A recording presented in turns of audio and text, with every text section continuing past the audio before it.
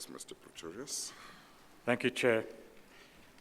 Minister Gordhan, if we could take your statement at paragraph 28 and go from there.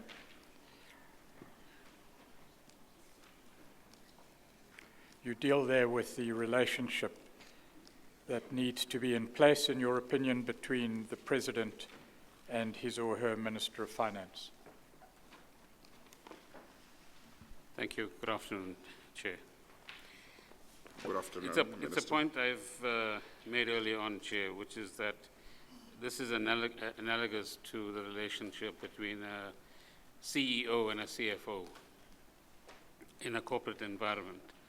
And most experienced ministers of finance that I've interacted with over the years from other parts of the world will tell you the same. And that is that there needs to be a relationship of trust and sufficient confidence, which in the early years I think did exist, because we had to advise the President as the Treasury on, excuse me, how best to deal with the financial crisis, what kind of fiscal policy stances must we take, how do we make the choice between what the UK has done in relation to austerity measures versus our much more careful fiscal consolidation, to which we must give credit to Mr. Mbeki and Mr. Manuel, because what we inherited in 2009 was a situation where, compared to today, where we have debt to GDP close to, well, just below 60%, then it was about 23%. What you were paying as interest on debt at that time was a few tens of billions of rands, compared to 2 years ago, it was 70-odd billion rands. There was a budget surplus compared to a deficit of about 150 billion rands. And a deficit means that you don't have the money. You must go and borrow that money as well. So it was not an easy period. The world wasn't at one. They were at one in terms of saving the banks globally. It didn't affect South Africa. We were one of the few countries in the world, together with Australia, Canada, and India, where our regulatory environment protected our banks from the worst of the crisis. But for the rest, that relationship of trust is absolutely crucial. And then to go to the next point you make in paragraph 28, Minister, is the need for a relationship of trust between the Minister of Finance and various other categories of person. So here we're talking about the taxpayer in the first instance, which I referred to in 28.2. And essentially,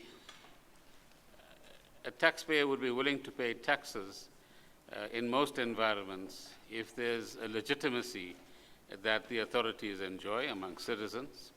Secondly, they would have some understanding of how their money is spent. So if you go back into the earlier years of SARS, you'll see we didn't just talk about people paying their taxes, we also said to the public, how are your taxes used for clinics, for hospitals, for schools, for social grants, for example. It's only the kind of good economic climate plus revenue collection in the 2000s which enabled government to introduce social grants and the child support grant, for example, because we had the fiscal latitude to actually do so. So that's the relationship with taxpayers. Then with the public, I mean, here we are saying to the public, you can be assured that the money that we control on your behalf is used for your benefit. And so we're saying to people living in informal settlements that sooner rather than later, you will have decent housing, you will have decent transport. For the younger people, we're not just making claims and slogans that there's going to be a job, but you've got to grow the economy, support entrepreneurs, amongst many other things, in order to make sure, including education and training, that young people have either self-created job opportunities or job opportunities in the commercial sector. But essentially, most of our people are in the lower income brackets, if any income bracket at all. And what do we say to them about the use of resources? And how do we create confidence? Because the public, can be bluffed some of the time, but not all the time, as the saying goes. And we have to show proof that we are using money in the right kind of way.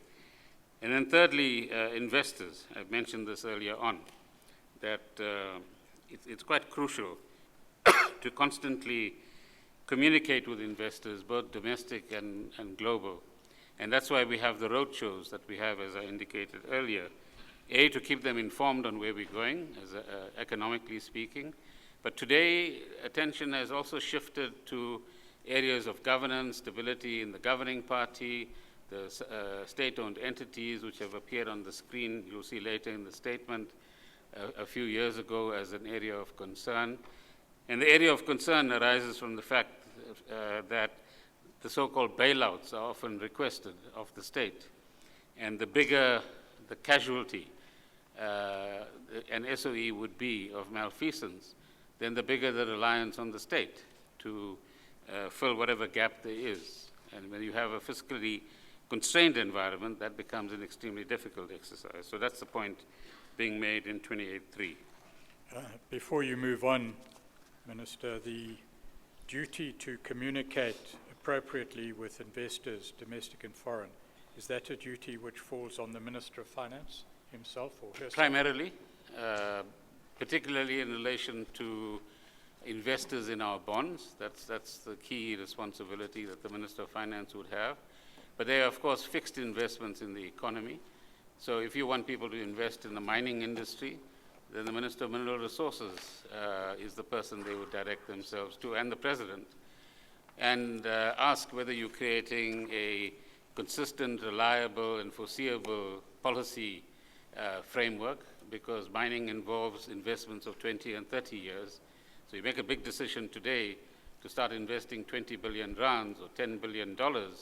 You want to know how would it pan out in the next, say, 10 years. And is the policy framework something that you'd be certain about? Similarly, other ministers would have other roles as well. Thank you. If we can then move on, Minister, to paragraph 29 and the period during which you were SARS Commissioner.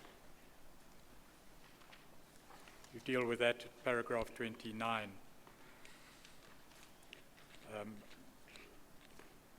If I may correct it. 29 is on the after effects of the 2008 global crisis. Yes, that's of And course after you were Commissioner. Yes. It's now to deal with the appointment of the Commissioner in the So period. what we had put in place, Chair, is, if you like, a transitional mechanism where Mr. Opa Makhashula, as in paragraph 30, was appointed as acting SARS Commissioner to bridge the pre-election and post-election gap. And then once I became Minister of Finance, we had to then address the question of a permanent appointment as the SARS Commissioner. Then, if I may continue to paragraph 32, because they're all linked. Yes, if I may just ask you to pause there a moment. At page 119 of the supplementary bundle, you will see there Mr. the Petronas, relevant provisions of the South African Revenue Service Act that deals with. do we now have they now been marked, these bundles, appropriately? I believe labels are being printed. I guess that I'm not that sure answer that luxury says. was necessary, and I apologize. I guess that answer says they have not been marked. Yes, and my apologies, Okay. handwriting would have done. All right, no, that's fine. Okay, what page did you refer to in 119. the supplementary? Okay, all right, 119 of the supplementary bundle.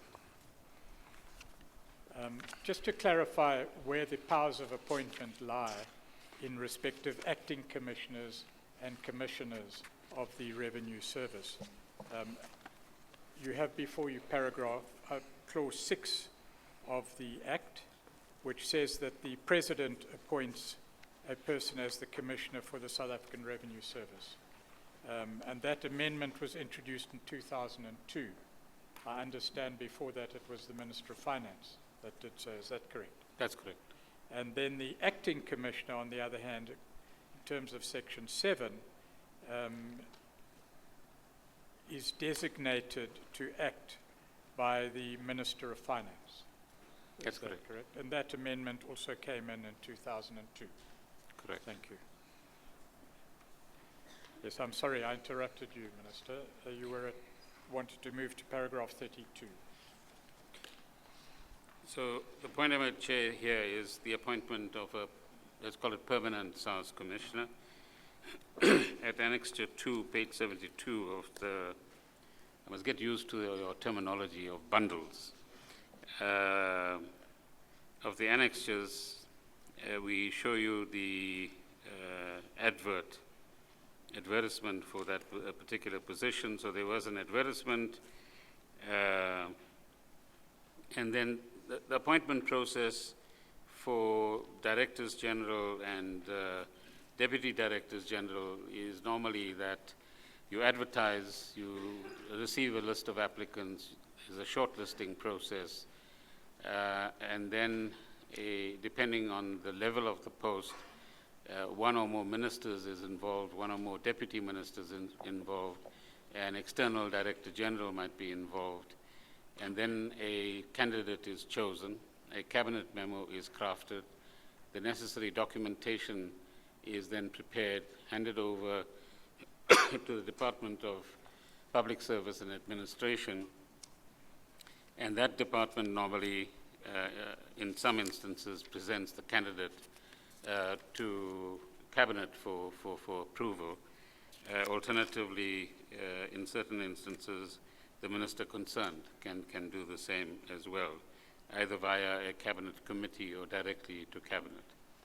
So that's the procedure that was pursued to appoint Mr. Makashula as the Commissioner. He then subsequently, in terms of paragraph 33, resigned for various reasons, and that's in page 74 of the annexures. And Mr. Ivan Pillay was appointed as acting commissioner from that date. And the position of SARS Commissioner was then advertised in the latter half of 2013, but we were now close to the 2014 elections. And what we eventually did was to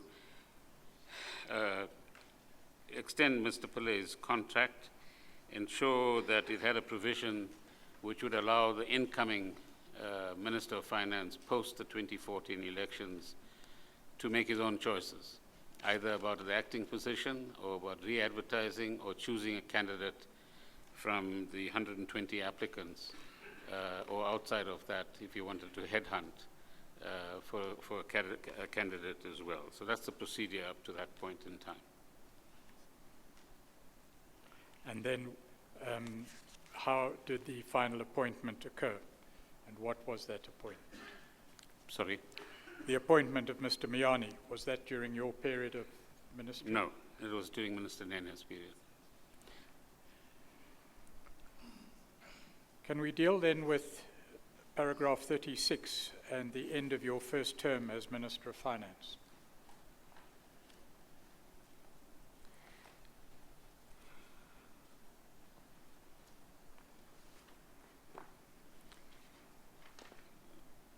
I'm sorry, before you deal with that question, as I understand your statement, before the 2014 general elections, your department had advertised the position of commissioner. Yes.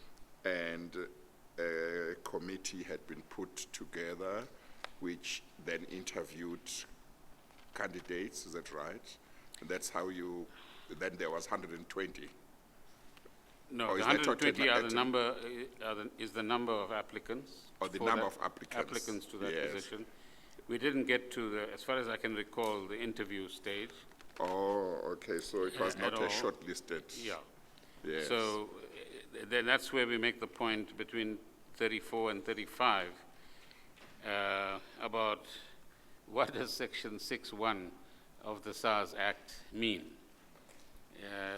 Does it mean that that power or authority is exercised as the President would exercise his or her power to appoint a commission of inquiry?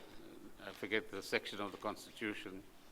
Or is this power exercised in the way I've just described, which is you follow a normal, transparent process, make a nomination, and the final appointment is made by the President?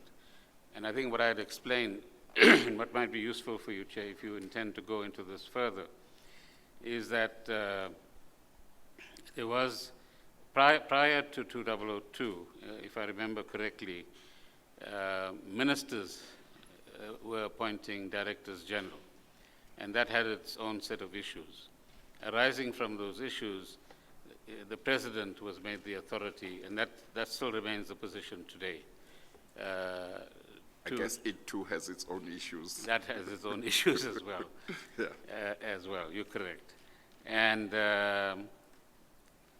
so the President then appoints, but the Minister is the, let's call it, accountable executive authority. So if you want to apply for leave, your terms and conditions of employment, or whatever else, what your basic job is, and your accountability at an operational level for what you do, all that accountability is with the executive authority, not with the President. And the question that arose across this pre- and post-election process was, what does the power of the President, as implied in 6.1, mean? Unilateral decision to put somebody in place, or a decision made after a process? So I think that's an important distinction. And one of the issues that has often been brought to my attention is that I might have been seen to be interfering, inverted commas, by suggesting that the President follows the process I described for the appointment of any other Director General or head of institution. And so that's the issue that arose there. And that flows into 36, Chair. Well, actually, that's where my question was going, because when I read the statement, it seemed that prior to the elections, a certain process had been initiated, which was a transparent process, and a great number of people had applied. Yes. But then after the elections, an appointment was made, and I didn't get the impression that the person who was appointed came from the 120, but he might have come from the 120. I wasn't sure what happened to that process. Was it just abandoned, or was it, what was the position? And I thought I would ask you, maybe you might be able to say more, because you may or may not have been involved in any discussions. You may have been involved in discussions that might explain what happened. Were those who had applied just told, I'm sorry, that process is no longer going to be followed? Were they not told anything? What happened? Well, that happened, that process happened, Chair, after the 2014 elections, as you point out. And in paragraph 35, we say that the date on which that appointment took place was the 23rd of September. So there was quite an extensive period that had flowed. I think Mr. Nene is in the best position to explain the intricacies of what happened in that period. Okay, In thank relation, may I proceed? you. Yeah, thank you. In relation to the appointment process, and it was perhaps appropriate to deal with it later, but as the issue has been raised now, may I ask you, what is the status of the process you described? It may be a question that is one for legal advisors as to whether the President exercises the power as part of the executive and cabinet, or whether the President exercises the power individually under Section 74 of the Constitution. Do you have any comment on that? I think one always assumed that it was the former, not the latter, in this particular instance. But you have a lot of lawyers there. They can tell you whether I'm right or wrong.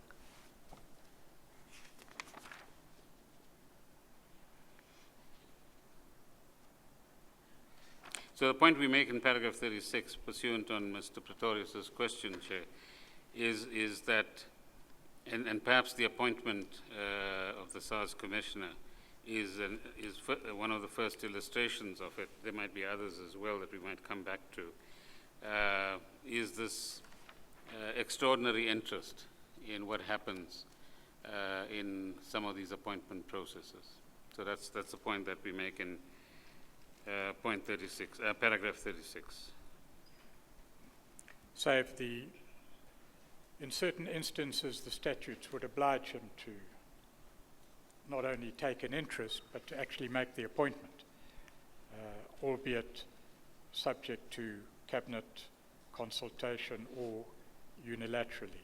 So there are clearly occasions where the Minister does have a profound interest and responsibility. The President. Sorry, the President. Yeah. And I think there are some officers, for example, the National Commissioner of Police, which doesn't necessarily require this process. But as President Ramaphosa has done, he's not obliged to put in place the process that he just has for the head of the prosecuting authority, but he did, and that shows a level of transparency about these appointment processes. So you can compare chalk and cheese if you like. as to the legalities and the processes and the status of processes, We leave we'll that, take it we upon leave that to your ourselves. wisdom. Yes. Then, if you would tell the Commission, please, about the events preceding your deployment to the Cooperative Governance and Traditional Affairs portfolio in May 2014. We deal with that in paragraph 37. So the purpose of that, Chair, is to use a few examples of key, let's call them projects, which happened prior to the elections in 2014, and then flowed into periods subsequent to 2014 as well. And the experience that my colleagues and I had at that particular point in time. The caution that I wish to submit to the Commission is that these projects run across terms. So each of the ministers who were there will have a particular segment of the project that takes place in terms of time and events during his or her term of office. And with respect, it's the Commission that will have to patch it together, or officials in the relevant department can help the Commission to actually do that. In paragraph 37.2, you say that these projects or the features of these projects may be suggestive of a pattern that may be relevant to understanding the methodologies and aims of the state capture project. That sentence may suggest two things. One, that you have a subjective doubt about the statement made there, or that you, on the other hand, defer to the findings of the Commission in that regard. Which is it, or both? No, I certainly don't have any doubt. All I'm saying is I accept the limitations of the places I was at in government at various stages. And a personal conclusion about that is quite different from the Commission having a vantage point of looking at all the pieces of the puzzle and then being able to say, here's the total picture. So what I'm respectfully submitting is that all of us who appear before you can supply you with pieces of evidence, and we leave you to connect the dots and come to the conclusions you wish to. May I take you back to paragraph 34? I've been asked to ask you in turn to expand upon the second sentence where you say, I advised, and you're referring to former President Zuma, that he may want to put his preferred candidate through the usual process. Would you expand, in particular, who was the candidate and what was the content of your exchange with President Zuma in this regard? Well, it's reference to what I've said already. This is how we've made appointments in the past, as illustrated, in relation to Mr. Makashula and his appointment. B, we've already advertised the position and had 120 applicants. C, one could sense a bit of hesitation about allowing that process to continue. Mr. Moyane's name might have appeared in a conversation. I won't die by that, but I seem to remember it vaguely. And 4, one was trying to be helpful to the President to say, test your candidate against the others and allow for the process to go through as one normally would, and then look at the outcome. But this was getting closer to the election process. Do I understand from your answer there that it was not certain at that stage that Mr. Moyane was indeed the preferred candidate, or your recollection is not clear on the point? Let's say his name was floating around, but you had the other 120 as well. Understood. I take it from what you say in paragraph 34, last sentence, in the event it would appear that he ignored this suggestion. I take it that the former president did not articulate his views in regard to the suggestion you made about what process you were thinking should be followed. Well, in the event, it was ignored, I think. Well, at that stage. And then Mr. Nene needs to tell you what followed after the elections. Yes. No, what I'm saying is, I'm assuming, I think you are saying, I became aware that from, okay, in 34, you say you advise him, which I think is the President Zuma, that he may want to put his preferred candidate through the usual process. What I'm saying is, I take it that he did not articulate to you any views about your suggestion at that time. We know that later on he didn't follow that process. You might not in any remember. Explicit way. Yeah, okay. May we then proceed to paragraph 38, where you deal with the nuclear deal, as you put it.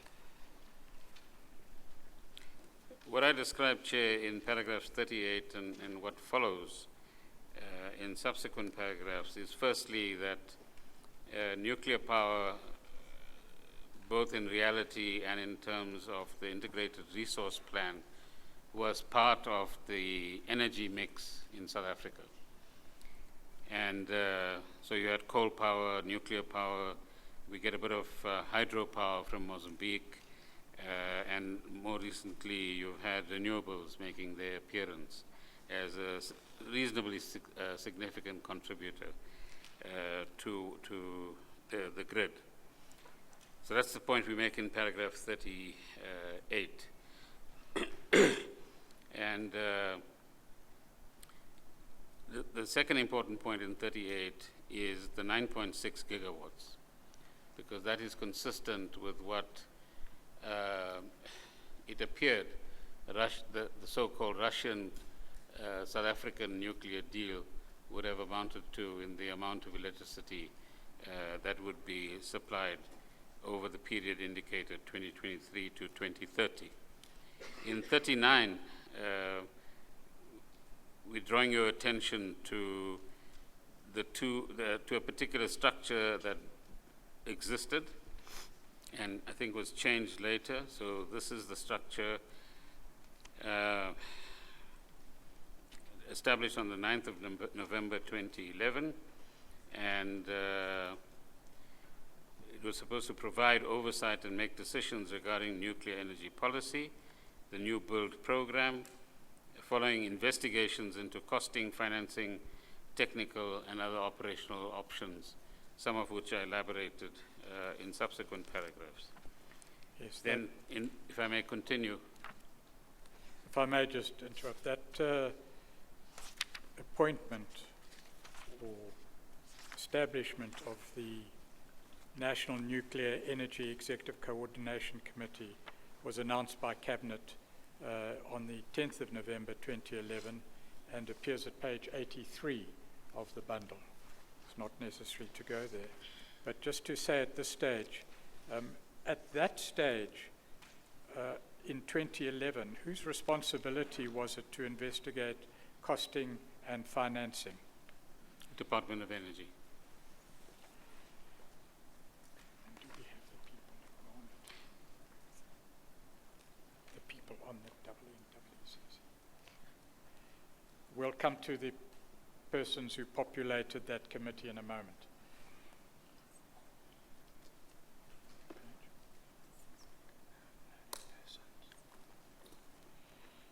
If you could just continue then from paragraph 40. So paragraph 40, Chair, indicates that after the structure was created, it was evident that the President and the Department of Energy were pursuing the procurement of 9.6 gigawatts of power from Russia, and that it might amount to a cost of about R1 trillion. I've just done a little bit of homework to illustrate what does R1 trillion mean in relation to that particular fiscal year. So let me offer you some numbers. So, and remember that in big projects, your initial cost is never your eventual cost. So that's $1 trillion to start with. If you take Medupi and other such projects as an example, the fuel pipeline from Durban to Gauteng is yet another example of that, where costs escalate and sometimes even scope escalates or changes as well. But let's compare the R1 trillion expenditure to what the budget framework looked like in the fiscal year 2011-2012. So the anticipated revenue in that year was 824 billion, plus minus. 824 billion, total revenue. You can add to that borrowing of 154 billion. The total expenditure would have been about 979 billion. So your total budget for that fiscal year was less than R1 trillion. So you're talking about one project that's equal to your entire expenditure budget for that year. Just to give you some sense of proportion.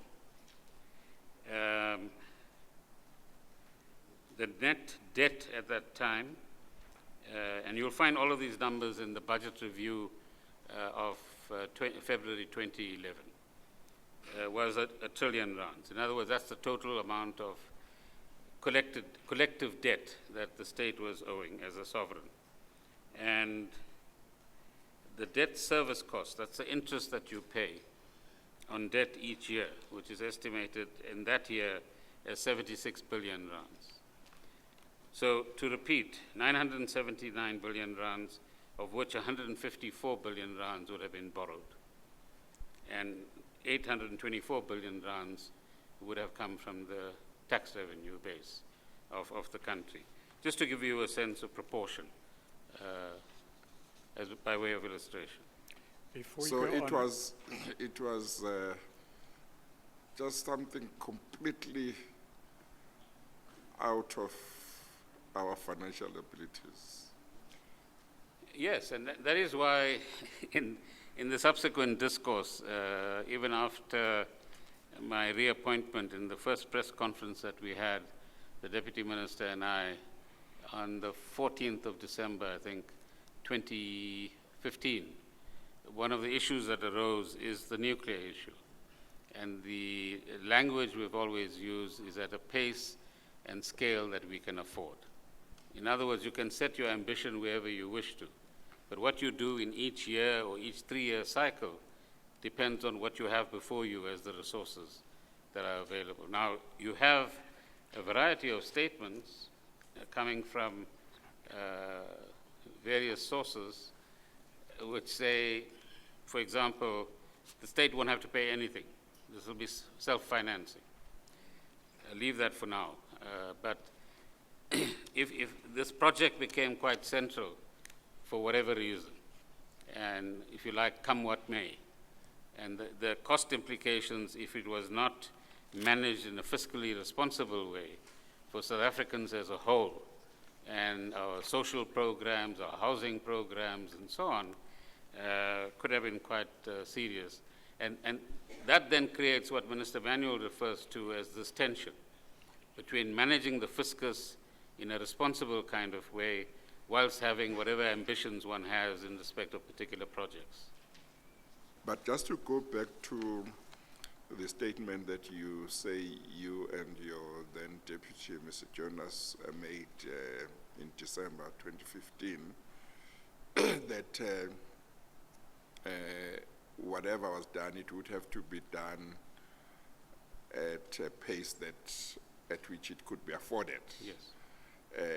Even at a pace at which it could be afforded, it would have taken many, many years, isn't it, for it to be completed in terms of, it would have to be done in very, in bits and pieces. Bite-sized. Over a long time. Yes. Yeah, okay. Thank you. But I mean, there might be other experts who might give you another view, so I concede that. Okay, all right, thanks. May I ask you to turn to page 141 of the supplementary bundle? You've spoken about the establishment of the NNEECC, that's the National Nuclear Energy Executive Coordinating Committee. On that page, 141, appears, according to our information at least, the membership of that committee in August 2013. Is that correct as far as you recall? As far as I can ascertain, So yes. that would be the then President, Mr. Jacob Zuma, the Minister of Energy, Mr. Ben Martins, the Minister of Public Enterprises, Mr. Malusi Gagaba, the Minister of Finance, yourself, the Minister of State Security, Siyabonga Cwele, it should be, the Minister of Defense, Ms. Nosiviwe Mapisa Nklakula, the Minister of International Relations and Cooperation, Ms. Maiti Nkoana Mashabane. I thought, Mr. Gordhan, when I read your statement, I thought that this body was called by this name when it was chaired by the then Deputy President Motlanthe. But I see that here they've put former President Zuma as the chairperson, but the name hasn't changed. And I thought he chaired it, in terms of your statement, when its name was changed into something else. There was a prior structure, and that was chaired by the Deputy President at the time, Mr. Motlanthe. And it was called slightly differently. The name was different. Yeah. So this was a new structure established with the President chair. Or not the other way around. As far as I recall it, Chair. So I'll double check. Security Cabinet, some committee, I thought from your statement, I may have misunderstood. I thought initially this was the initial name for the body, and then I thought it was changed to Security Cabinet something, and then it was chaired by the President then. So the sequence I remember, Chair, is that there was an initial structure established under the chair of the Deputy President, Mr. Motlanthe, and then there was a subsequent structure chaired by the President. If you go to we'll try and clarify the names for you. Oh, okay. I if may you go have to paragraph misunderstood. 45, that may assist you. And indeed, our instructions may be incorrect, and we'll clarify that. Because Okay. it seems that the NNCCC may have been chaired by someone else. But if you Okay. give us an opportunity, We'll we'll check clarify. later, Our yeah. instructions may be wrong. Yeah, no, you're right. I think 45 clarified. Oh, okay, all right. Thank you, Mr. Petronas.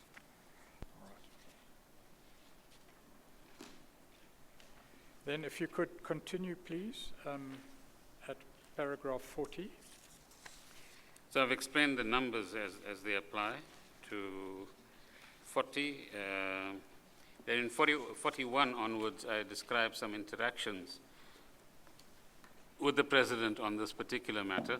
In 41.1, I describe a meeting with the former President at his residence in the latter half of 2013. At that meeting, as I describe in 41.2, were present Mr. Fuzile, the then Director General of the National Treasury. And when we get there, we also see that, and it's described in 41.3, that Mr. Tobajane was also part of the conversation, and he was the advisor to the then Minister of Energy, Mr. Martins. And in the latter part of that paragraph, I indicate that, as in Annexure 7, Mr. Tobajane is then dismissed from his position as advisor by Ms. Jumat Peterson, who succeeded Mr. Martins as the Minister of Energy. Just in regard to that, Minister, the circumstances surrounding that dismissal and what you refer to as his sudden departure from his position, I understand you don't wish to comment on the merits of what appears in the annexures. That's a matter that is perhaps for other persons to testify to. Well, the then Minister is the best person to inform you of that. And then, may I ask, whilst you go through this chronology, Minister, to inform the Chair and the Commission as to the sequence of the involvement of the Russian Federation and other countries in the process. If I could conclude paragraph 41, and then I come back to that question. So, Chair, in 41.4, we described let's call it a preliminary discussion while we're waiting for the President with Mr. Tobajane, and we being Mr. Fuzile and myself. In 41.5, as I remarked, Mr. Martins was not present, nor his Director General. 41.6. And they were from the Department of Energy. That's right. The President then joins us in this discussion and explains the importance of obtaining more nuclear power. I indicated to the President, as in 41.7, that nuclear procurement would be a complex issue, and there were lots of interested stakeholders, meaning that there are countries like China, Korea, France, the United States, amongst others, that would have an interest as suppliers if we were interested in entering the market. Such as that on the one hand, the suppliers, on the other hand, environmentalists and other civil society organizations. 41.8, I indicated to Mr. Zuma that the National Treasury would undertake an exercise to design a procurement process for such a significant project and to ensure that it complied with the applicable legal framework for both public procurement and energy procurement. So that was an offer to say, how do we, in terms of existing legislation, design a process, whether it involves a request for information, request for proposal, the bid processes, and whatever else that follows. 41.9, I made this undertaking, and I'm going to read this, Chair, after I indicated to the former President that it would be appropriate to follow lawful procurement processes for such an expensive project to avoid becoming mired in scandals or a scandal like the so-called arms deal. I wanted to impress upon the former President that undertaking the nuclear procurement required careful consideration of its costs, the choice of supplier, due process, and the likely challenges to any decision to proceed. I mean, it would be quite easy for example, a bidder from the United States or another country to contest whomsoever you contract to deal with in the final instance. And one could be mired in that for many years if one is not careful. In 4110, I say that I indicated that Mr. Fuzile and Mr. Tobajane ought to exchange telephone numbers so that the former could explain procurement processes in line with the Constitution and applicable legal framework, the one explaining to the other. To the best of my recollection, no further engagement regarding the nuclear deal occurred with Mr. Tobajane and Mr. Fuzile, nor between myself and the then President. And this is what ministers, by the way, if I may confess, normally do, Chair, which is once you arrive at an in-principle decision on a matter, you say to the officials, work out the details. So that's why you see this actually happening. But when Mr. Fuzile appears before you, his shall we say, involvement, to the extent he was allowed to be involved, then spans this period right up to the time he leaves. So Okay. he has a good picture Okay. in terms of the completeness of the overview over this project. So although what you testified to in paragraph 42 and following is not your personal, or not within your personal knowledge, you're doing it just to complete the chronology, I understand. Yes, and I indicate that in the latter part of the first sentence, when I indicate that I am advised, and I quote, by officials within National Treasury that as part of its pre-procurement process and in preparation for the envisaged nuclear new build, the Department of Energy furnished officials at the National Treasury with an extensive set of documents. These included a draft feasibility study report titled Draft Feasibility for the Nuclear Program of the Republic of South Africa, together with the wide-ranging accompanying research papers, costing, licensing, localization, fuel cycle, waste disposal, which is an important part of any nuclear project, environmental impacts, which is equally important, skills development, international agreements and conventions, and the power industry structure, if you like. I have to formally get the permission in terms of the rules from the DCJ to lead hearsay evidence, but I trust, Chair, it's an order that it's done for the purpose of completing the chronology. No, I think it's fine just for the sake of that. But before you proceed, I wanted to go back to that meeting between yourself, Mr. Fuzile, the President, and Mr. Tobajane. You made certain suggestions in terms of procurement processes, and Mr. Tobajane and Mr. Fuzile exchanging their cell numbers or phone numbers. What was the outcome of the meeting, and what was the reaction, if any, of the former president to your suggestion about procurement processes? The statement doesn't make it clear. It was a short meeting, but the outcome was that the two officials will deal with the detail, meaning, as I indicated, the Treasury would advise on the procurement process.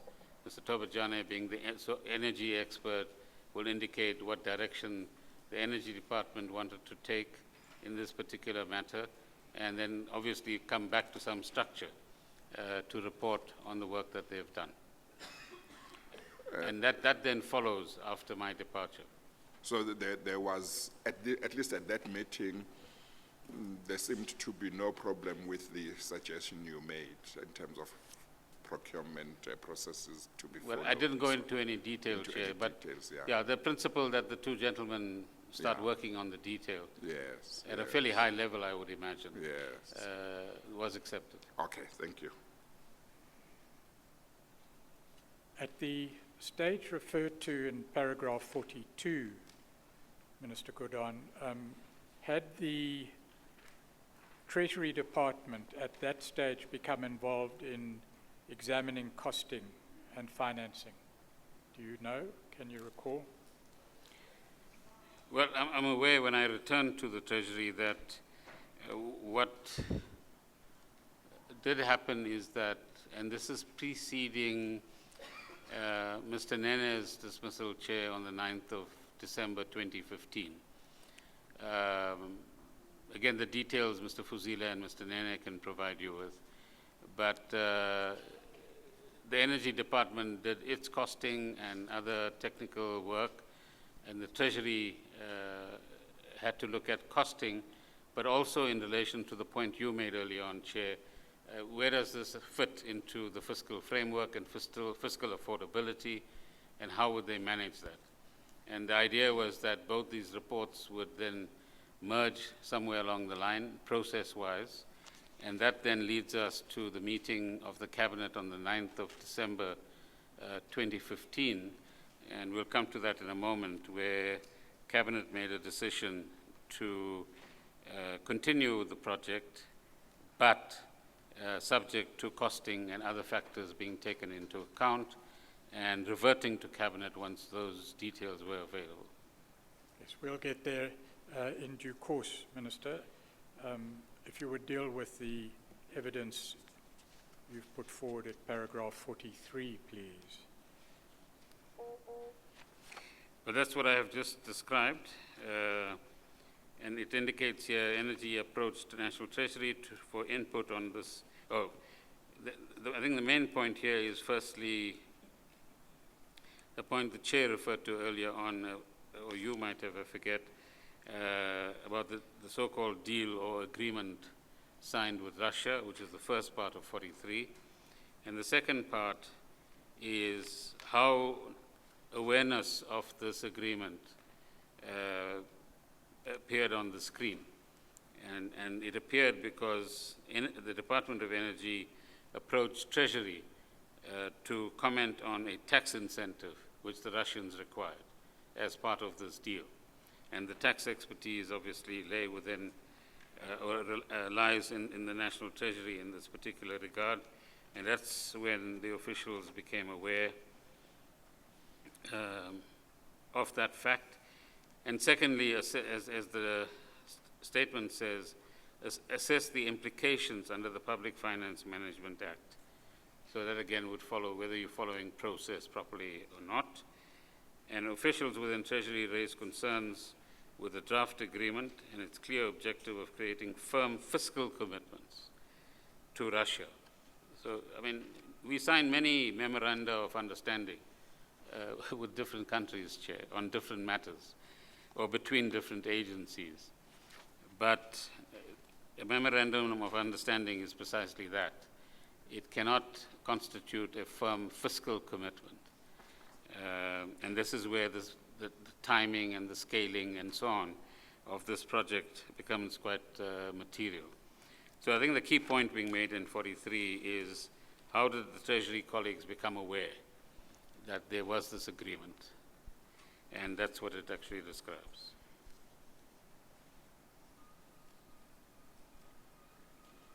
Then if you could move to paragraph 44, please, where you deal with the attitude of the National Treasury to the proposals of the Department of Energy and the undertaking to prepare a feasibility study or a commentary on Energy's feasibility study.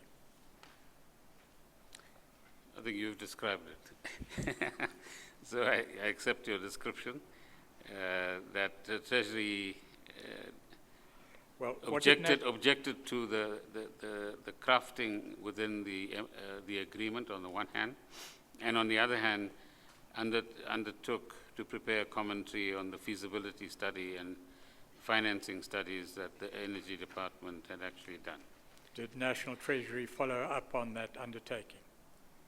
So that would have happened post 2014, but before the 9th of December 2015. And you refer to a continual interaction between Treasury and the Department of Energy in regard to costing and financial aspects of That's what I'm advised by the proposed officials. build program. That's what I'm advised by the officials. Then what happened in June 2014 to the NNECC? So look,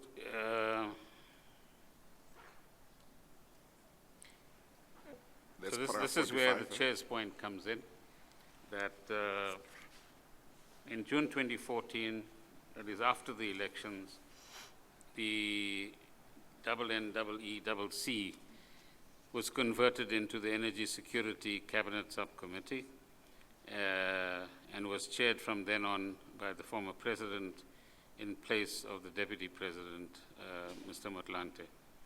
So earlier references might have to be corrected. And the ESCS, as it is now called, was responsible for oversight, coordination and direction of activities for the entire energy sector, but clearly the focus was on the nuclear part of it at that point in time. And we then list under 45 the ministers who constituted that committee. And they were, would you mention their names? Minister of Energy, Minister of, well, Ms. Jumat Peterson, Ms. Lynn Brown, Ms. Maite Nkwane Mashabane, Mr. David Moshlobo, Mr. Nene, Mr. Dr. Davies, Mr. Patel, Advocate Ramatlodi, and Ms. Mapisa Ngakula. You invite the Commission at paragraph 46 to investigate the rationale for these changes. I understand there were at least two changes, the one in the scope of the committee and two, the membership of the committee. Do you have any particular issue in mind and that suggestion to the Commission? And three, the chair of the committee. Chair of the Commission. As well. So, I understand. well, when I think I've heard I've heard anecdotally, Chair, that this was quite material to the eventual outcome of this process, culminating in the memorandum to the Cabinet on the 9th of December 2015 from the officials of the Treasury, and Mr. Nene would be able to add more light to this as well. But my perception from the outside was that this committee was constituted in a way to ensure that a majority decision in favor of whatever proposal was put forward would not be too difficult to obtain. Well, I was about to ask you whether, to your knowledge, there was any significant reason for the change in terms of who was chairing it. There was a change of, I don't know if chairmanship is the right word. There was a change in terms of who was the chair.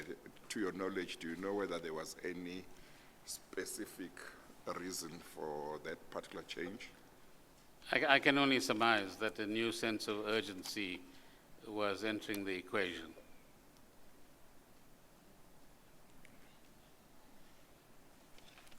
Was it a cabinet subcommittee? The Energy Security Cabinet Subcommittee is, I understand, one of many subcommittees that would have operated within the jurisdiction of Cabinet. Am I correct? Yes, they're called by different names, Chair. So you can have interministerial committees, you can have task teams, which we'll come to, or you could have structures of this sort as well. And I've been requested to ask you, do you know how many cabinet subcommittees or committees the former president chaired, or as general practice a president would chair, generally speaking? Not too frequently is all I can say, but I'm sure the presidency can assist you with that. And do you know by what standards participation in a cabinet committee or subcommittee is established? Normally the criterion would be that you have a material interest in the matter under discussion or task that is given to, for example, an IMC, an interministerial committee. Thank you. If we may then move on to just mention in passing the litigation that you became aware of. That application is complex and to an extent quite technical, and it's not necessary to go into it at this stage. But you became aware of two things whilst you were Minister of Guptas. Firstly, the litigation that ultimately succeeded at the hands of the applicants to set aside certain memoranda and certain basic decisions. The reasons we can leave for another occasion. And then the intergovernmental agreement with the Russian Federation. Do you have any comment there? And maybe this is the time to deal with the sequencing of the involvement of the Russian Federation and then other countries as well.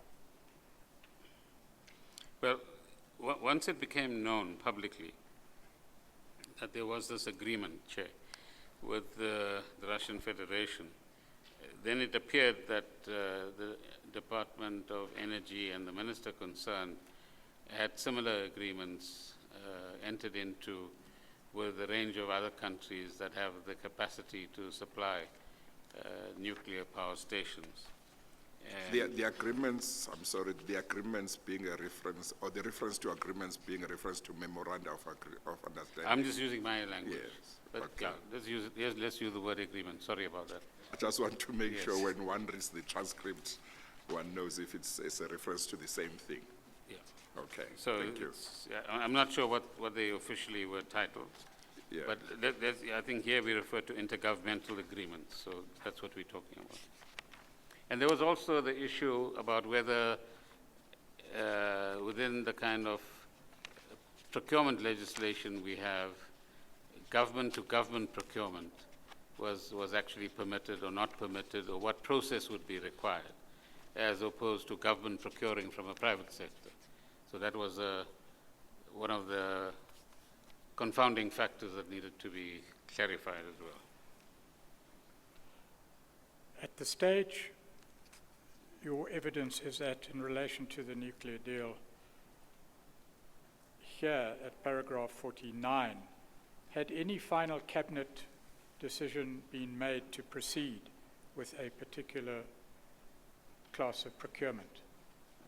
Not at that time, as I remember it. And at that stage, what was the attitude of National Treasury? You deal with that in paragraph 48. That, as I've said on several occasions now, Chair, that there had to be a proper evaluation of the costs. Now, let me give you an illustration. Often in many of the, let's call it international procurement agreements that entities or government enters into, the exchange rate is an important factor. So you could start a whole calculation based on an exchange rate of, say, 8 rands to the dollar. But by the time you conclude the agreement or move ahead in any firm sense, the rand to the dollar exchange rate could be 12 rands to the dollar. That means your entire cost structure is miscalculated. And sometimes you have deliberate misstatement of the rand-dollar exchange rate, and that then begins to impact on all of the other numbers. And then you don't, that is why reference is made to the true cost. So you need to check all of the assumptions that underlie. So in some of the transactions, for example, the estimated cost of oil would be a factor. Remember at some stage, a few years ago, and that's not too long in the past, we thought oil would fall to $10 a barrel. Today, it's somewhere between $60 and $70 to the barrel. It was only 3 or 4 weeks ago when it was heading towards $80 a barrel. Now, if oil is a key factor in this, say, a particular transaction, and you calculate it at $25 to the barrel, and again, your whole calculation goes completely off track. So that I'm just trying to illustrate the importance of assumptions and costs arrived at and what might actually be the true cost if the assumptions are based correctly. May we then proceed to your evidence in relation to the Petro SA engine Petronas acquisition or proposed acquisition? It's at paragraph 50 of the 50, statement. yes. So this was a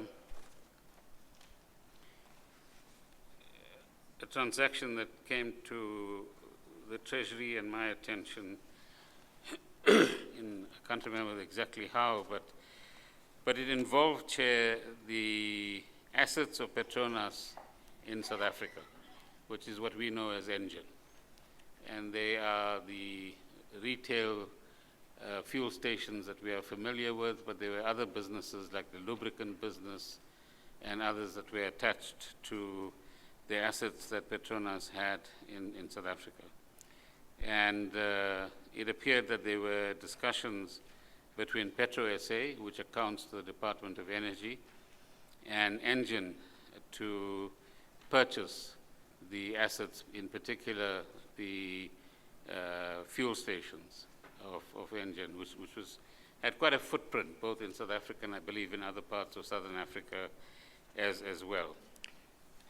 Minister, there are a number of issues of concern that you've raised under this head.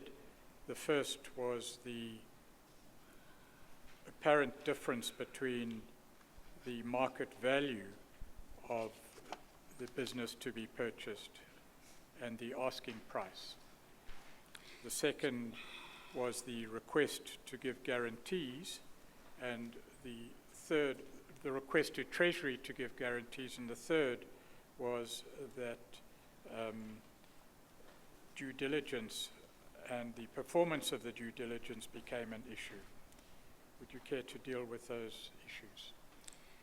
And this is pursuant, Chair, on paragraph 53 of the statement. So Mr. Pretorius is right. The asking price shifted somewhere between 17 billion and eventually 18.68 billion rands for these assets.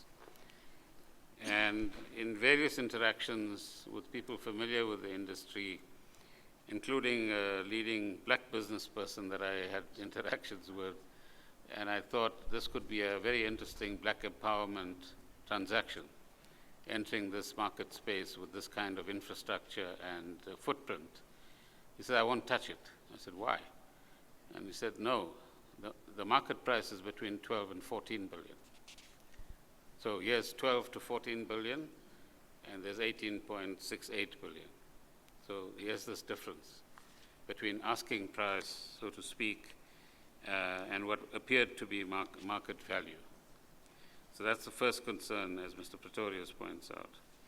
The second is that, as when you go through the documentation, there was some agreement struck, and again, Mr. Martins is in the best position to give you some of the details. We had a more distant view.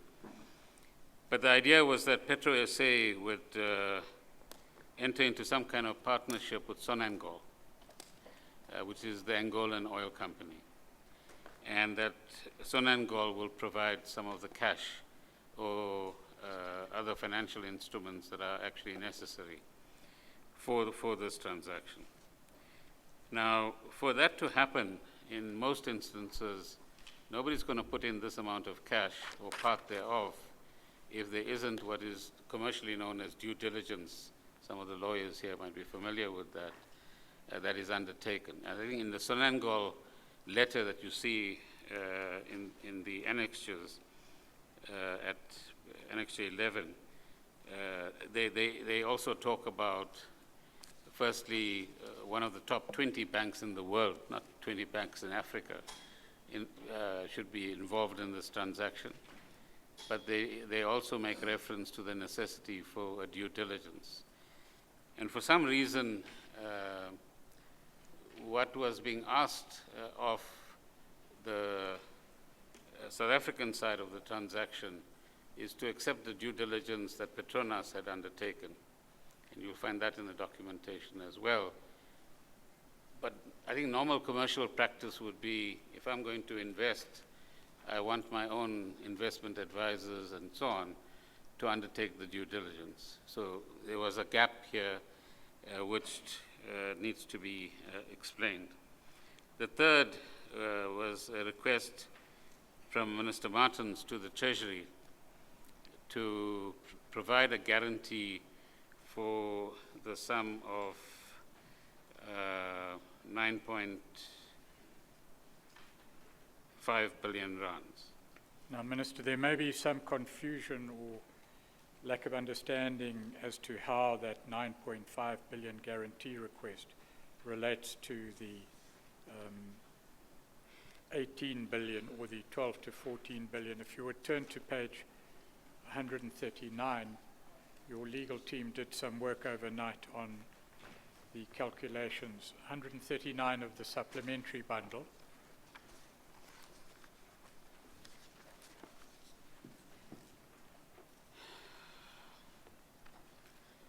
So this is some arithmetic that would help everyone.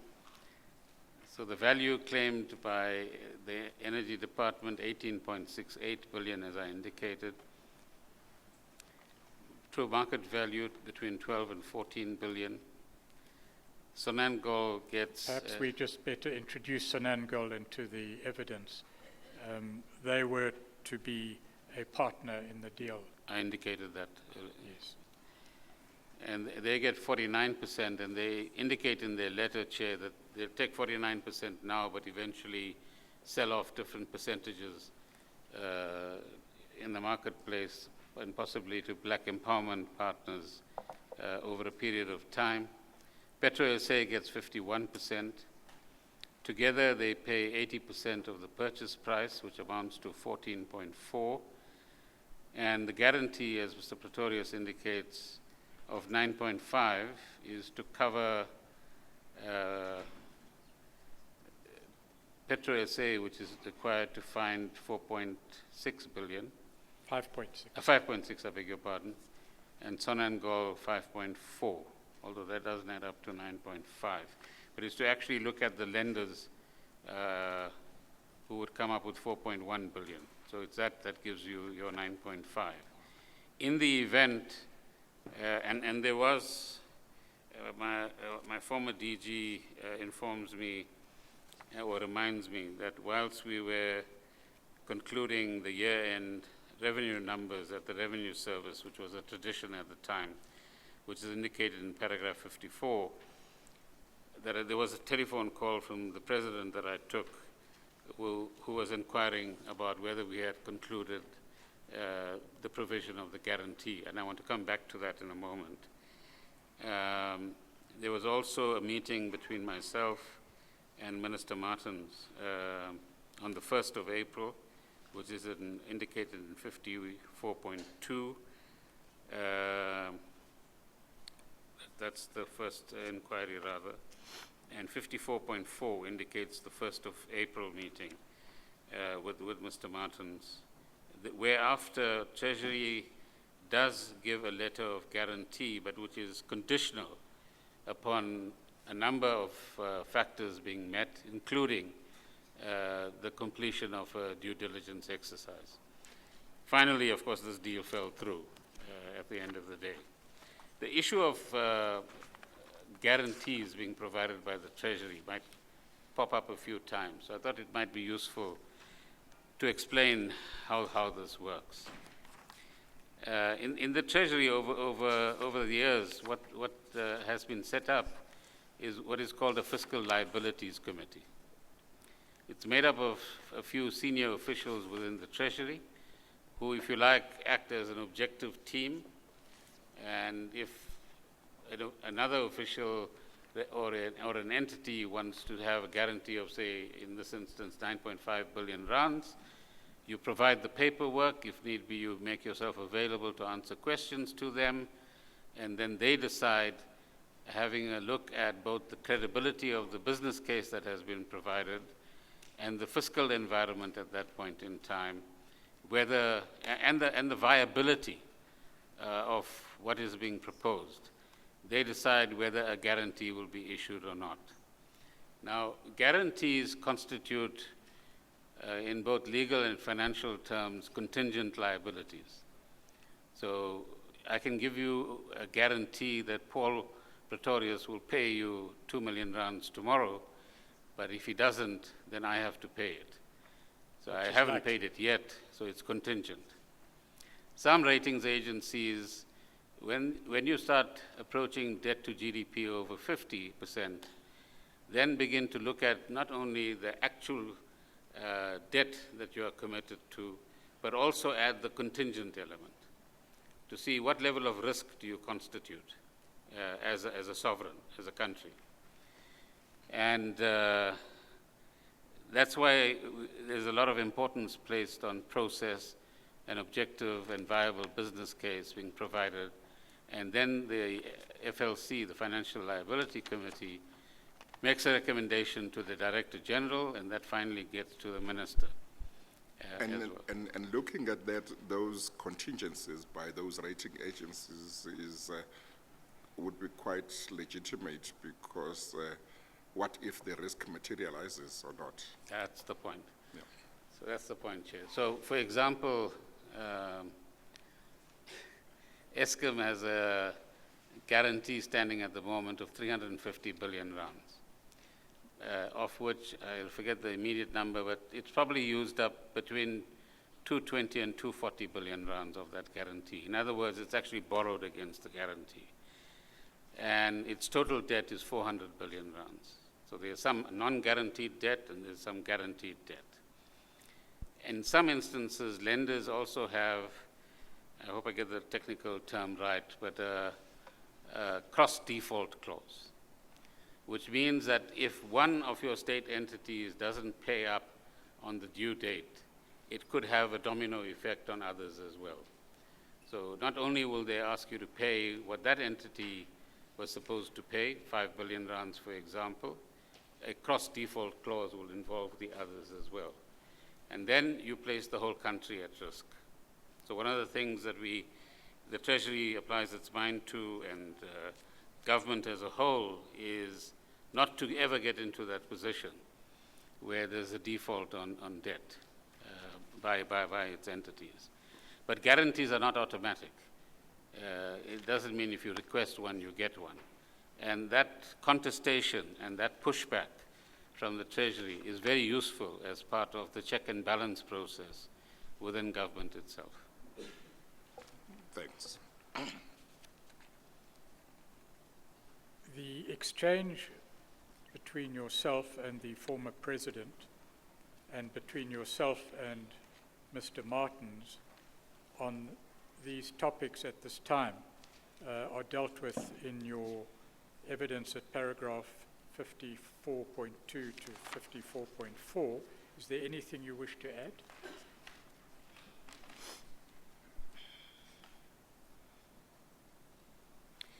No, the only points to emphasize is that there was the request, there was the deficiency in relation to the price differential, there was the issue of due diligence being allowed, and why the hesitancy by some parties to entertain what is normal commercial practice. And again, that an unqualified guarantee wasn't going to be forthcoming, because that would be irresponsible of the Treasury to do, and so you have the qualified guarantee. And I suppose in some instances people would be upset because they don't understand or appreciate or have regard for the kind of concerns, as Minister Manuel pointed out in his document, the guardianship role, if you like, that the Treasury is assigned over the fiscus, and the kind of check and balance role that that actually has to play on behalf of government. As I understand your evidence, Minister Gordhan, it was Treasury's insistence that there be a due diligence and an agreement to issue a guarantee subject to conditions. I'll get back to your comment in paragraph 54.5 in a moment, But would you go to page 110, please?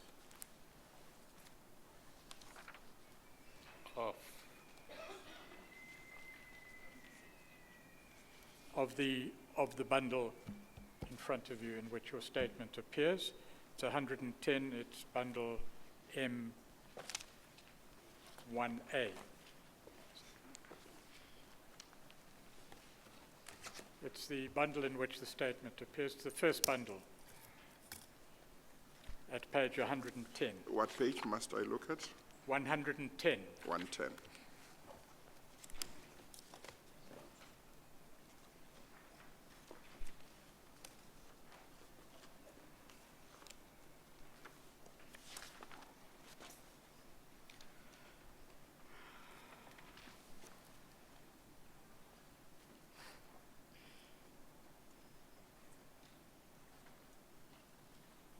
Yes, Mr. Petronas. What document is that? You'll see on page 111 it appears to have been signed by yourself. Is this the guarantee? That's a fraudulent signature. No, I'm joking. No, that is signed by myself, Mr. Chair, and that's the guarantee document that I referred to earlier on. And the first paragraph after number 6 in the third line makes reference to a comprehensive due diligence that I indicated earlier on as well. So it appears from this document that a guarantee of 9.5 billion rand was afforded or issued subject to the conditions in paragraphs 1 to 6, but also subject to a comprehensive due diligence being undertaken. That's right. Now, the origins of this document appear to be highlighted in your evidence at paragraph 54.4, arising out of a conversation you had with Mr. Martins. Would you relate the contents of that conversation or that exchange, if it was more than a conversation, to the chair, please? Well, what 54.4 indicates, Chair, is that in that conversation, pursuant on the call from Mr. Zuma, I indicated to Mr. Martins on the 1st of April that it's quite important to have A, further information, B, the detailed due diligence on the transaction, before any guarantee could be provided. A due diligence is, as we point out in the paragraph, a comprehensive appraisal of a business undertaken by a prospective buyer, especially to establish the value of its assets and liabilities, and in order to evaluate its future commercial potential. Sonangol's participation in the transaction, as I indicated earlier, was conditional on the successful completion of a due diligence exercise. I think if one had to explain it for the public in simple terms, it's like buying a second-hand car without examining it, right? And somebody says, you know, if you buy a new one, it's going to cost you 500,000. I'm offering you this for 400,000, but you don't know what's below the bonnet. So due diligence could well be, if you're a good mechanic, you can check the car yourself, or ask a trader or some car shop to check it for you, or the AA, and once you're satisfied that it's worth 400,000 rands, then you'll be willing to pay the 400,000 rands. So I think we will all understand that we wouldn't part with 400,000 rands without understanding what we're buying. The same applies here, except there's one additional factor, the commercial viability. And essentially what that means, I imagine, is that am I buying something that's going to last for a long time and is going to make me money because I'm investing in it at the end of the day. And that's a simple proposition that in a day-to-day exercise each one of us might have to encounter. You then make a comment in paragraph 54.5 regarding a possible view that existed that the due diligence or a due diligence should not be conducted. Was that factually correct? Was there resistance to a due diligence? That's what it appeared like from the various interactions that I had, yes. Otherwise, if you wanted Sonangol as a serious partner, and they make explicit in their letter, they want to conduct a due diligence before they part, before firstly they agree to a partnership, and secondly, before they part with any money. And if you are serious about the partnership, then I imagine, Chair, that you agree to a due diligence exercise and wait for the 2-week or 3-week period for that exercise to be completed. In other words, if you are selling somebody a second-hand car and they want to bring a mechanic to have a look Yes. at it, if you resist that, you may be chasing them away. Yeah. If I may ask you to go back, a query has been raised by the legal team in relation to page 110 of the bundle, the first bundle, M1A. You have got to be consistent now with what you call them. Yes. Which one now? I'm sorry, did I say M? I meant N, firstly, N1A.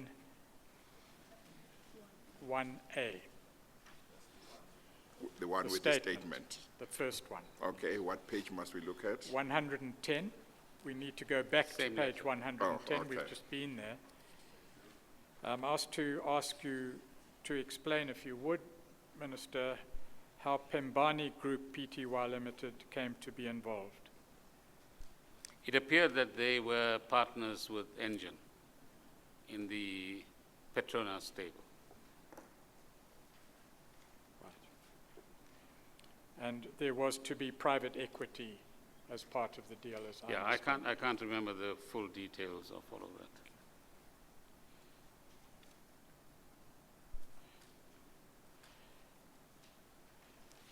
How did you conclude, Minister, that there was indeed, and it may be my fault because I put words in your mouth,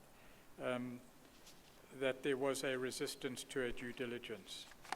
What led you to conclude that this idea of a detailed due diligence was not well received? Well, firstly, as I said earlier on, Chair, in the conversations that took place around this transaction.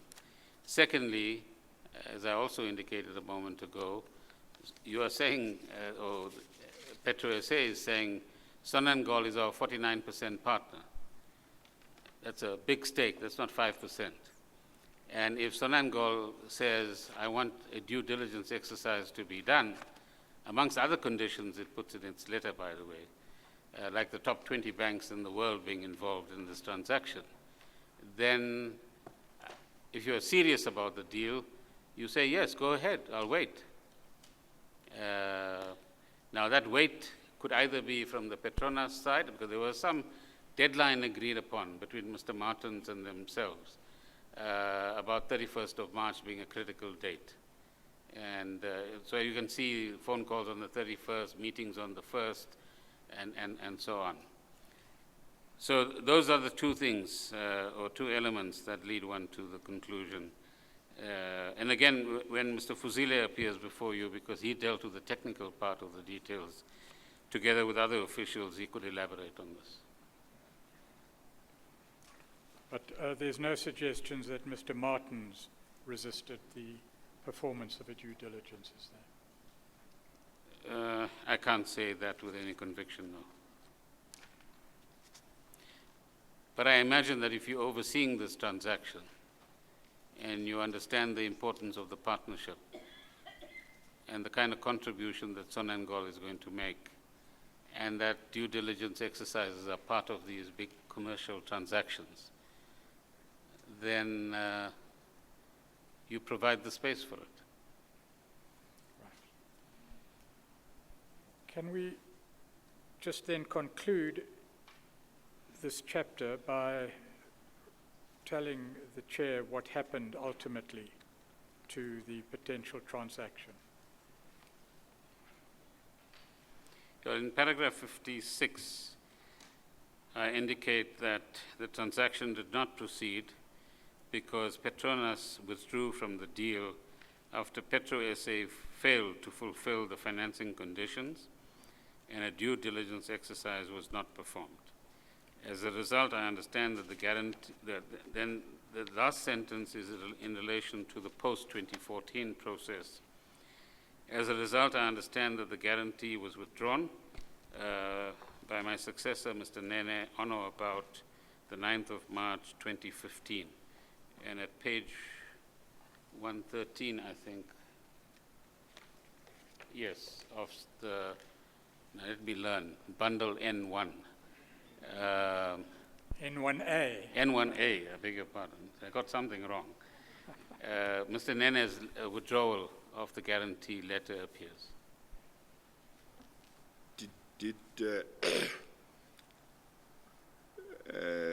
Was it ever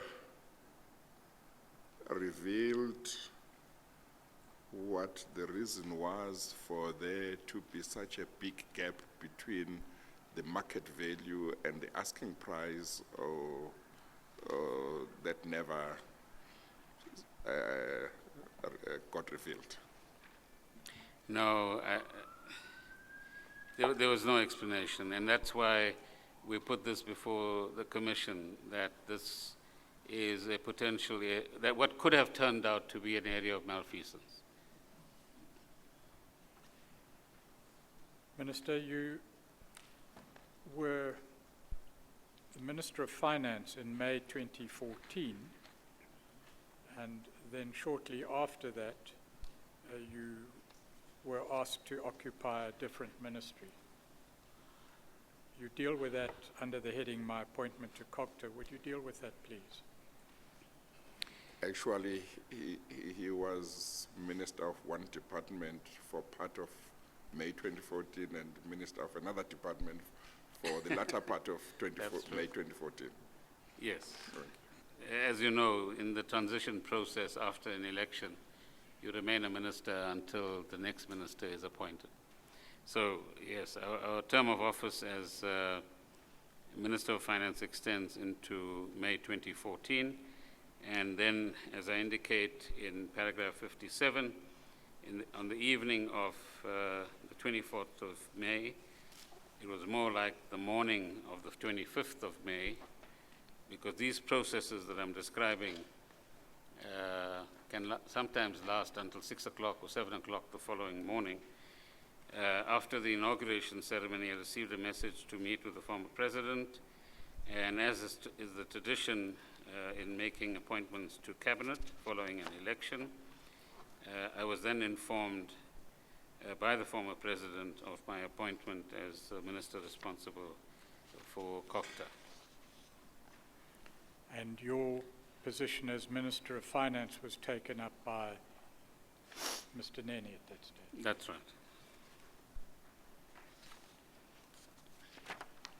Until then, he had been your deputy. Yes. Then at paragraph 60. Before that, Mr. Pretorius, in paragraph 58, and you say there was speculation in political and media circles that you'd be moved from the post of Minister of Finance. Was there an indication as to who would follow or not really? Who would succeed you? There might have been that speculation as well. In you. any pre- and post-election process, that's the sport that the first two rows play, you see. Was there, well, let me ask you, Minister, was there any especially informed speculation in regard to your potential removal? No, I can't recollect any. There might well have been. May we then go to paragraph 60 and deal with the circumstances that existed, which you have highlighted in your statement at page 26 and following, at the time of the dismissal of Minister Nene, as he then was. And you deal first with Danelle Asia. As I understand it, you don't claim to know the exact reasons for the removal, but you suggest to the Commission that there may be circumstances relevant to that about which you can testify. Am I correct? Yeah, this is anecdotal material, if you like, in relation to Minister Nene. I think it's well known now, and I think in his own testimony before you, he indicated that he refused to sign a particular document in the Russian Federation. And in the period some weeks before, not even weeks, perhaps even 2 months before the 9th of December, there were very odd occurrences within Cabinet itself, and where, maybe in the public domain, I can't recall now, where the Treasury came under constant attack and criticism. And some had the very simplistic view, Chair, that as the Treasurer, your job is just to find the money. In other words, somebody decides how much is needed, go and find the money. Of course, this is different from give back the money, but in the context of what I've explained earlier on, in relation to managing the fiscus, it's not as simple as that. So, yeah, one can't, obviously there was something that needed to happen. In Minister Nene's term, I think he might have made reference to issues around SAA, because post the 2014 elections, SAA was transferred to the Treasury from the Department of Public Enterprises as well. And we'll come to that as well in the statement. So he had to deal with some contentious issues there also. And in that sense, I suppose he began to share our collective reputation as finance ministers for being stubborn and not just conceding to whatever might be needed at a particular point in time without raising potentially difficult questions. So that's the issue around Minister Nene. The rest of 61 then deals with the creation of an entity called Danelle Asia. I indicated to you previously and earlier on that no government department or entity can create another commercial company without prior consent, both from the relevant executive authority that that entity or department falls under, and further notification and approval in terms of Section 54 and 51 of the PFMA. And this is one of those instances. And there's this so-called pre-notification exercise that was engaged in by Danelle. And we today know from the Gupta emails and so on that the Danelle board was captured, inverted commas, so were some of the managers at a certain point in time, and part of the cleaning up process has involved some of those elements.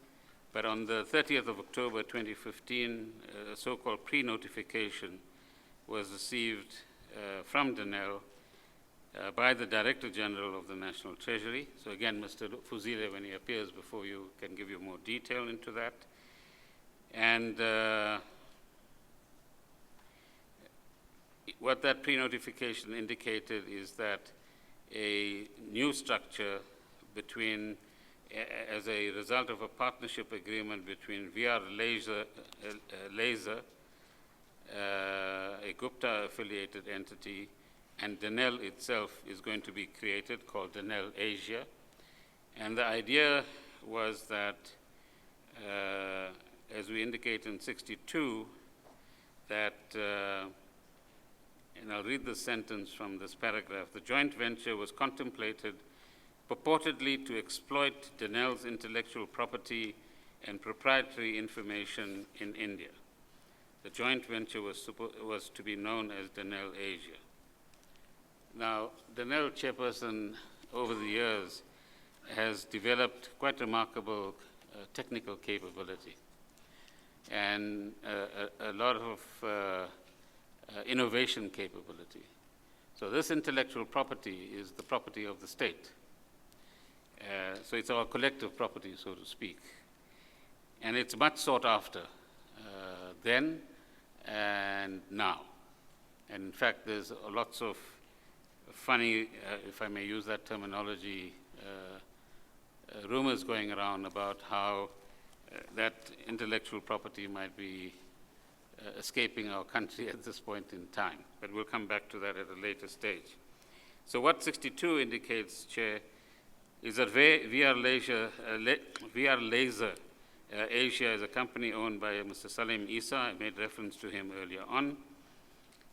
He is, I think, in self-declared exile. Is a Gupta, well-known Gupta associate, and he would be one of the brokers, as we described under our previous hypothesis, and as its sole shareholder, and which has a relationship with VR Laser RSA, that's South Africa, owned by Mr. Duduzane Zuma and Rajesh Gupta.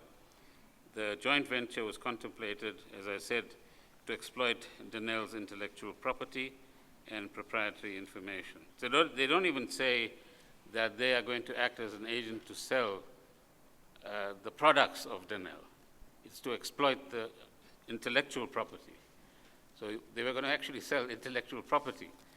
That is, in fact, the valued asset of a state, it would appear. The allegations that were in the public domain, you've included in the bundle N1A at pages 118 to 119. I don't necessarily want us or need us to go there, but simply to ask you, as I've been asked to ask you, you said in your evidence that the Danelle board at that stage had been captured. On the basis of what do you conclude that?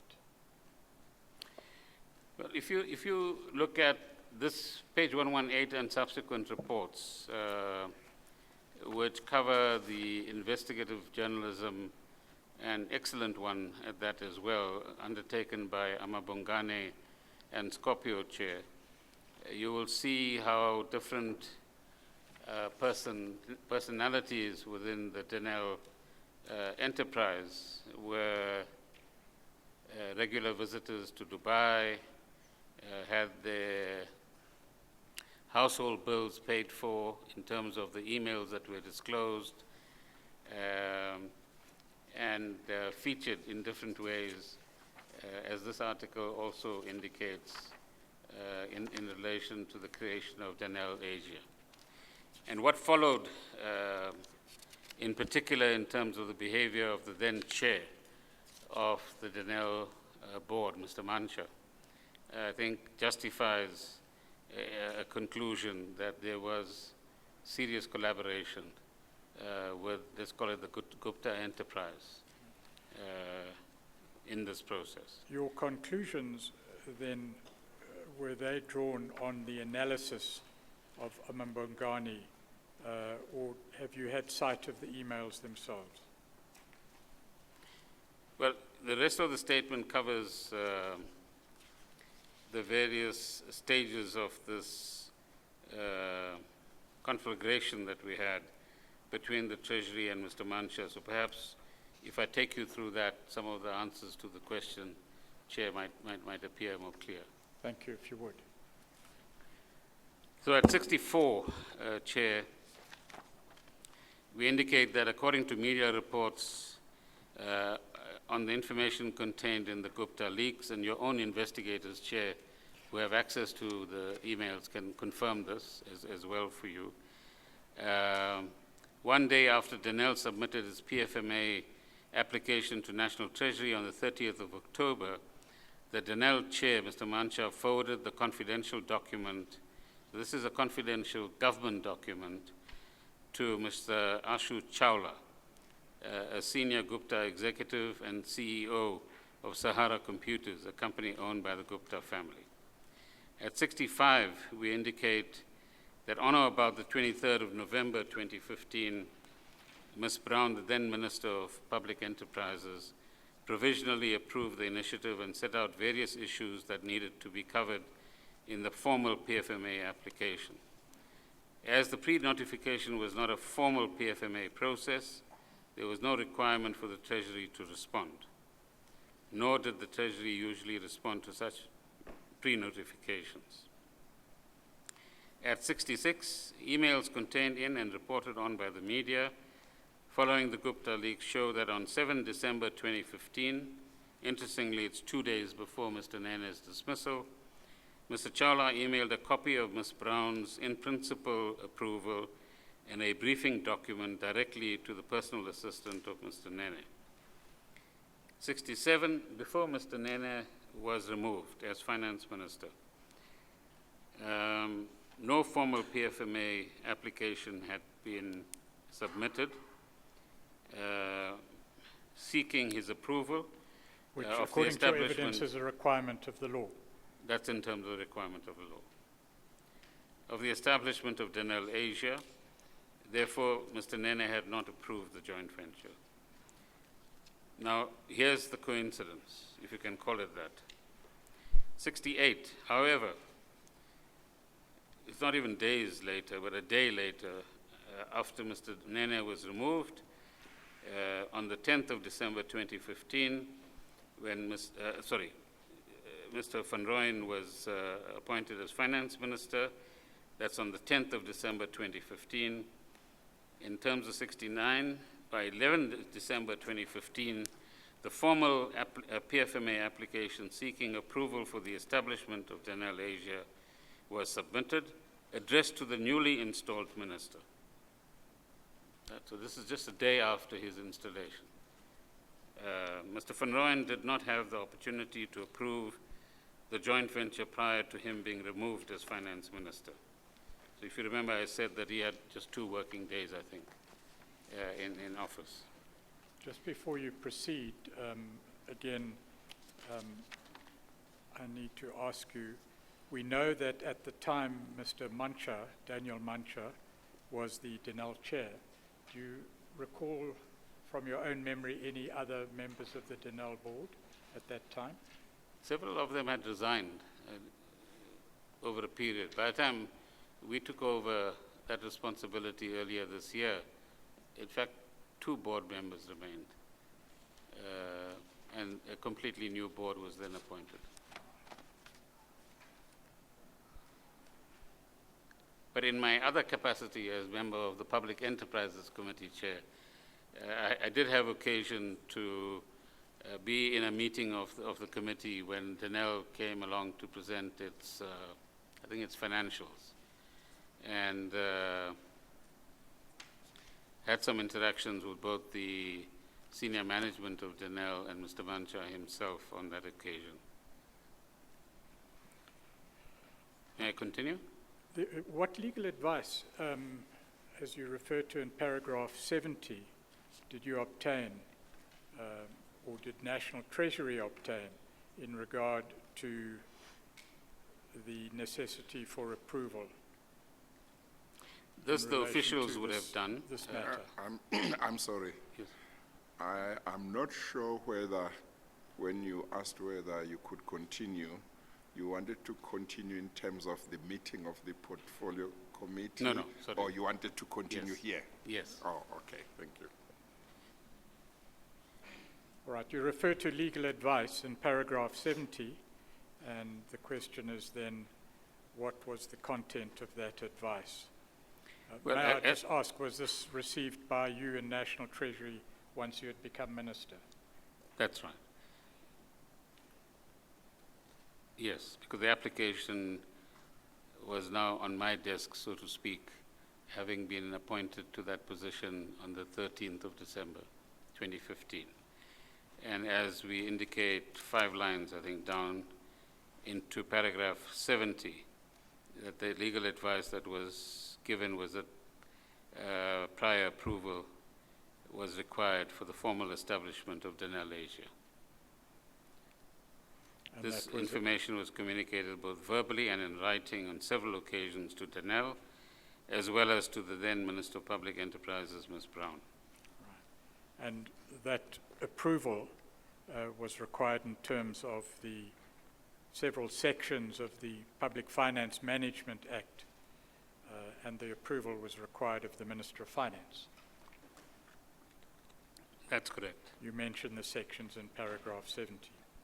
Then would you continue with the fallout, as it may be termed, that occurred?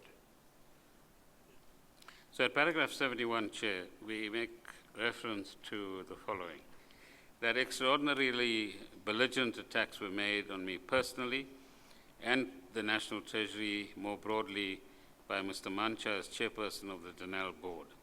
He demanded that I retract in writing to the Danelle board comments and statements I had made regarding the lawfulness and desirability of the joint venture and apologize to the Danelle board. He also wanted me to acknowledge that National Treasury had failed to discharge its duties in a diligent and responsible manner, even though the reverse was actually the case. Furthermore, Just before you go on, these exchanges between yourself and Mr. Mancha, were they personal exchanges? Were they written exchanges? Were they exchanges were media between exchanges. legal representatives? Media exchanges. Media exchanges. I emphasized later in 71 that it is unheard of for the chairperson of a state-owned company to attack a Minister of Finance in public, and for the Minister of Public Enterprises responsible for that SOC to take no steps to rein in such attacks to the best of my knowledge. You also see at page 148 of N1A, I think I got it right this time. Yes. If you would go there, please. That's a National Treasury Treasury statement. media statement. Issued by Treasury, Yes, by National Treasury. that's right.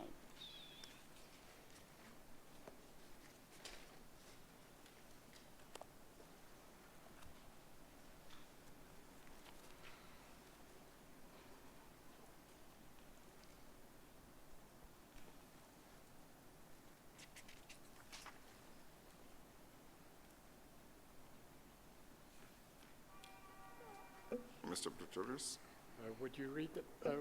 Would you read that onto the record, please? The whole statement. Insofar as you Did feel you want him to appropriate, read it into the record, or you wanted him to read it quietly? No, onto the record, please. Well, perhaps we should just deal with the first paragraph. If you could read the first paragraph onto the record. All right. The National Treasury has noted media reports that Danelle may have entered into a joint venture to form a company that will operate from a jurisdiction in Asia. So this company, Chair, is actually registered in Hong Kong. And it's a formidable task to deregister the company because it had Mr. Issa as a 50% partner and Danelle as a 50% partner, I think, if I get the numbers right. And to disestablish it in Hong Kong requires both parties to agree. And we can't find the mysterious Mr. Issa. So the current Danelle board is having to enter into all sorts of legal gymnastics to ensure that the company is deregistered in Hong Kong, just as an update. So the paragraph further says, National Treasury is currently engaging directly with Danelle on the matter. The statement seeks to clarify facts relating to the transaction. Then if I may, Chair, the next paragraph indicates what the President said on the 11th of December 2015. That's President Zuma. 2015. 2015. There is no state-owned entity that can dictate to government how it should be assisted. And it goes on. And then the third paragraph, the board of a public entity commits an act of financial misconduct where it willfully or negligently fails to comply with the PFMA. And then it says that the Treasury regulations specified that such allegations must be investigated by the executive authority, and if confirmed, appropriate disciplinary proceedings must be initiated. Can we pause there, Minister? The statement then goes on to quote sections of the 54 Public too, Finance Management Act, which you have referred to. We needn't go there, but if you would go over the page, please. And just read onto the record the contents of the statement on the second page.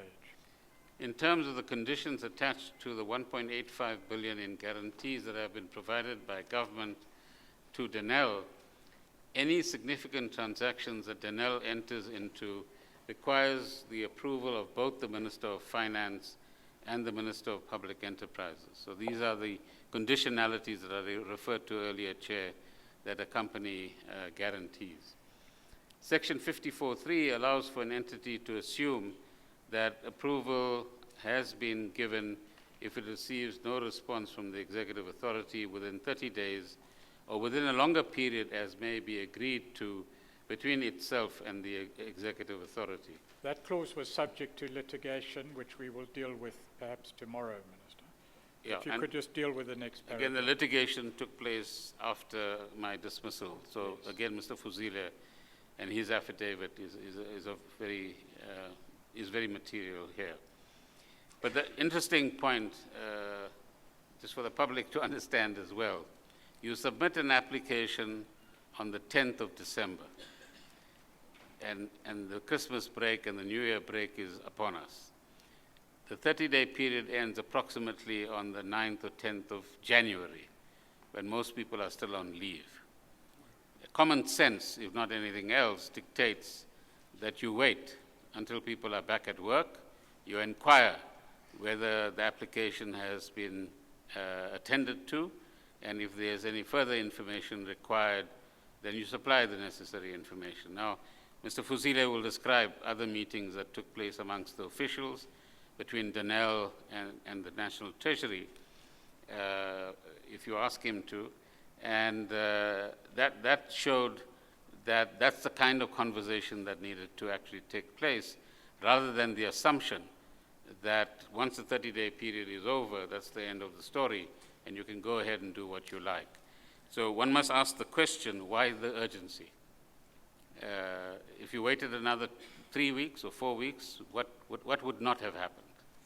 And what would the cost have been to whom? And of course, the flip side of that coin is who benefits by all of this by rushing it through.